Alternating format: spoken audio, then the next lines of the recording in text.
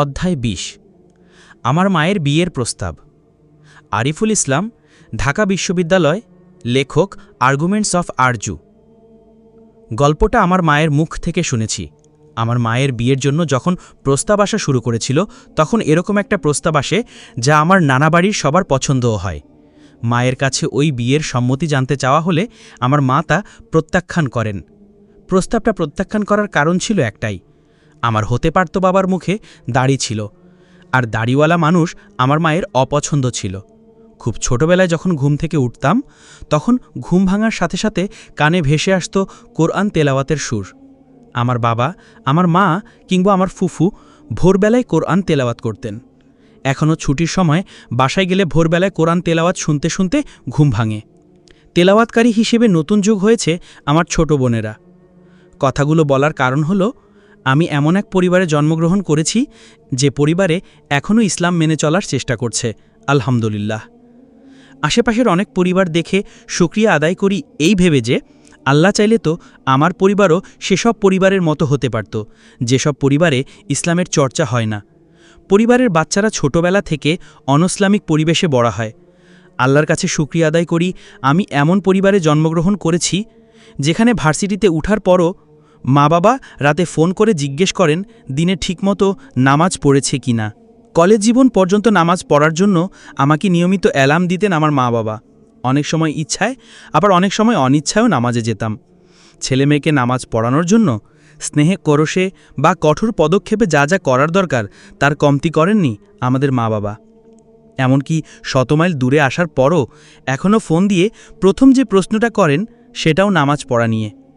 বিশ্ববিদ্যালয়ে ভর্তি পরীক্ষার আগের ৩ মাসে আল্লাহ চান্স পাইয়ে দাও, এই প্রার্থনা করতে থাকলাম।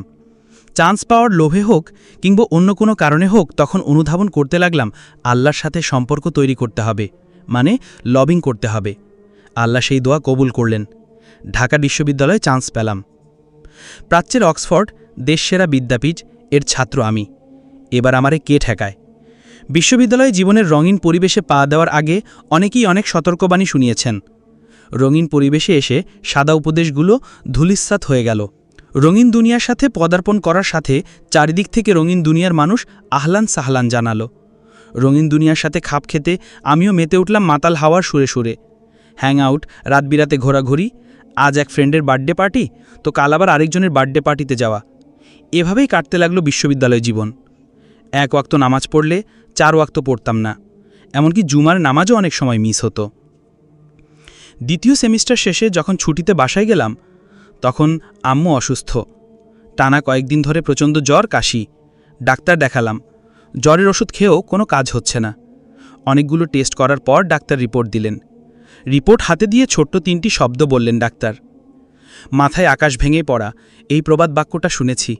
ডাক্তার সাহেবের কথা শুনে প্রথমবারের মতো মাথায় আকাশ ভেঙে পড়ার তিক্ত অভিজ্ঞতার স্বাদ অনুভব করি। শব্দগুলো হলো সাসপিসিয়াস অফ ক্যান্সার। আসলেই ক্যান্সার হয়েছে কিনা এটা বোঝার জন্য আরও কিছু টেস্ট করার জন্য ডাক্তার আমাকে ঢাকায় পাঠান। প্রায় সপ্তাহখানেক সময় মাথায় ওই কথাগুলো ঘুরতে থাকলো, সাসপিসিয়াস অফ ক্যান্সার। আমার মাকে ছাড়া আমার পৃথিবী কল্পনা করতে লাগলাম। সেই পৃথিবীর পুরোটা জুড়ে বিরাজ করত শূন্যতা। ভার্সিটিতে ওঠার পর বছরখানেক আল্লাহর সাথে সম্পর্ক রাখার যে দূরত্ব সৃষ্টি হয়েছিল, ওই 1 সপ্তাহে আবার নতুন করে আল্লাহ মহান সৃষ্টিকর্তার সাথে সম্পর্ক তৈরি করার তাগিদ অনুভব করলাম। ওই 1 সপ্তাহে যে কান্নাকাটি করেছি, মনে হয়েছে বাকি জীবন কাঁদার জন্য আমার চোখে আর অশ্রু থাকবে না। 1 সপ্তাহ পর ফাইনাল রিপোর্ট হাতে পেলাম। ডাক্তার সাহেব রিপোর্ট দেখে বললেন, আমার মায়ের ক্যান্সার হয়নি, যক্ষা হয়েছে। নিয়মিত ওষুধ খেলে যক্ষা ভালো হবে ইনশাল্লাহ। 6 মাস নিয়মিত ওষুধ খেলেন। আল্লাহর রহমতে এখন তিনি পুরোপুরি সুস্থ। মায়ের অসুখের সম্ভাবনা সেই 7 দিন আমার জীবনে পরিবর্তন এনেছে। অনুভব করতে লাগলাম 1 বছরে সৃষ্টিকর্তার সাথে যে দূরত্ব সৃষ্টি হয়েছে, আস্তে আস্তে সেই দূরত্ব কমে আসছে। আমি আবারও ভার্সিটিতে ভর্তি হবার আগের অবস্থায় ফিরে যেতে থাকলাম। সেই 1 সপ্তাহের প্রতিক্রিয়া আমার মধ্যে এখনও কাজ করছে। সেকেন্ড ইয়ারে এসে দাড়ি রেখে দেওয়ার সংকল্প করলাম। দীর্ঘদিন পর দাড়ি মুখে বাসায় গেলাম। আমার মাকে কখনো কাজা নামাজ পড়তে দেখিনি। সেই মা আমাকে দাড়ি রাখার জন্য প্রথমে ভেটো দিলেন। এই বয়সে কেন দাড়ি রাখলাম? আরও বয়স হলে তো রাখতে পারতাম। যে দাড়ি রাখার জন্য তিনি নিজের বিয়ের প্রস্তাব প্রত্যাখ্যান করছেন, সেই দাড়ি যে তার ছিলে রাখবে সেটা তিনি মেনে নিতে পারেননি। আত্মীয় সুজন সবাই আমার দাড়ি রাখার বিরুদ্ধে কথা শোনাতে লাগল। আশেপাশের সবাই বলা শুরু করল, তোর বাপদাদা কেউই দাড়ি রাখেনি, তবুও তারা নামাজ পড়েন, কিন্তু তুই দাড়ি রাখলি কেন? তোর কি দাড়ি রাখার বয়স হয়েছে? পরিবার থেকেও চাপ শুরু হলো দাড়ি কেটে ফেলার জন্য। তখন বুঝলাম, যখন ভালোমতো ইসলাম মেনে চলার চেষ্টা করা হয় তখন প্রথম বাধাটা আসে পরিবার থেকে।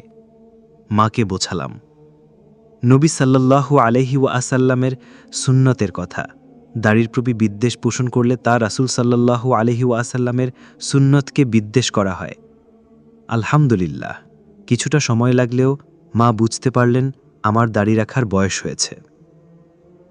আমার দাড়ি রাখা নিয়ে এখন কেউ প্রশ্ন তুললে আমার মা বিরোধিতার জবাব দেন।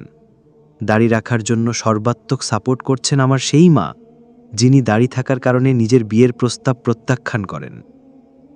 সেদিন মজা করে মাকে জিজ্ঞেস করলাম, আচ্ছা মা, দাড়ি থাকার কারণে তুমি বিয়ের প্রস্তাব প্রত্যাখ্যান করলে, তোমার ছেলের দাড়ি থাকার কারণে কেউ যদি বিয়ে করতে না চায়? মায়ের উত্তরে মন ভরে গেল।